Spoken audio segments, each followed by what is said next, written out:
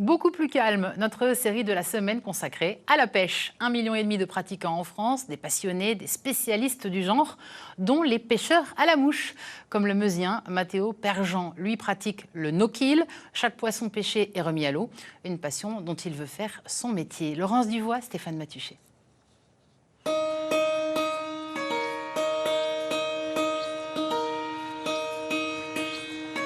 Il y a un mec à un moment, il y a des années de ça, qui s'est demandé quelle était la façon la plus compliquée d'attraper un poisson.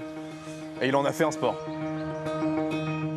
Matteo Perjean, 29 ans, est une référence mondiale de la pêche à la mouche. Lui qui a grandi à Bar-le-Duc relate ses exploits de pêche en France et à l'étranger dans des magazines spécialisés.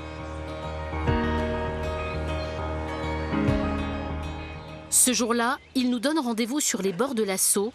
Tout commence par la fabrication d'une mouche.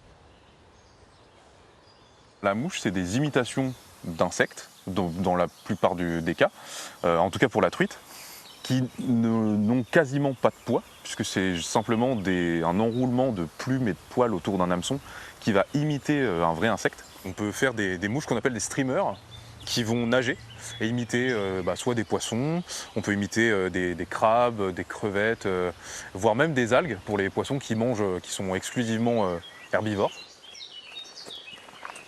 Une pêche qui permet de ferrer tout type de poisson, pas uniquement la truite ou l'ombre, comme sur la Saulx. Le but, ça va être de faire passer notre imitation, donc notre fausse mouche, au milieu des vraies mouches de la façon la plus naturelle possible.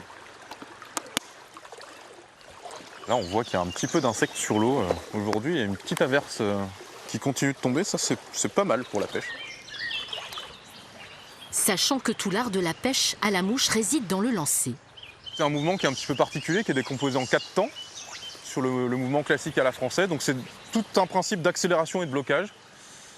Et c'est là où, des fois, ça peut poser problème à la mouche, puisqu'il va nous falloir autant de distance derrière que ce qu'on veut envoyer devant, pour réussir à propulser notre imitation, et c'est ça qui va faire en fait la beauté du geste.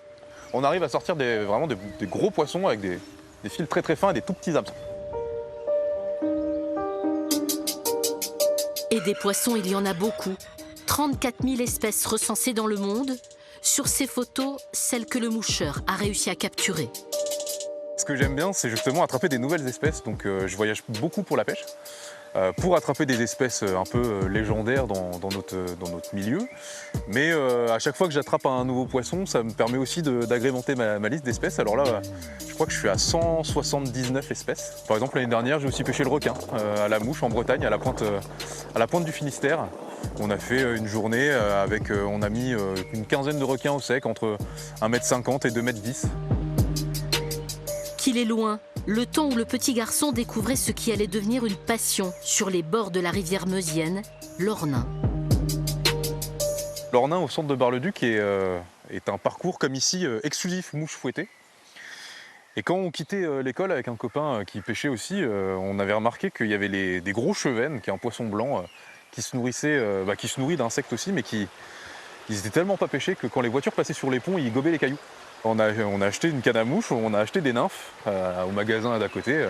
Et on s'est dit, les nymphes, en fait, c'est une mouche qui coule. Et quand on va l'acheter dans l'eau, ça va faire le même bruit qu'un caillou, quoi. Le rêve de Matteo serait d'ouvrir un jour un lodge de pêcheurs, quelque part dans le monde.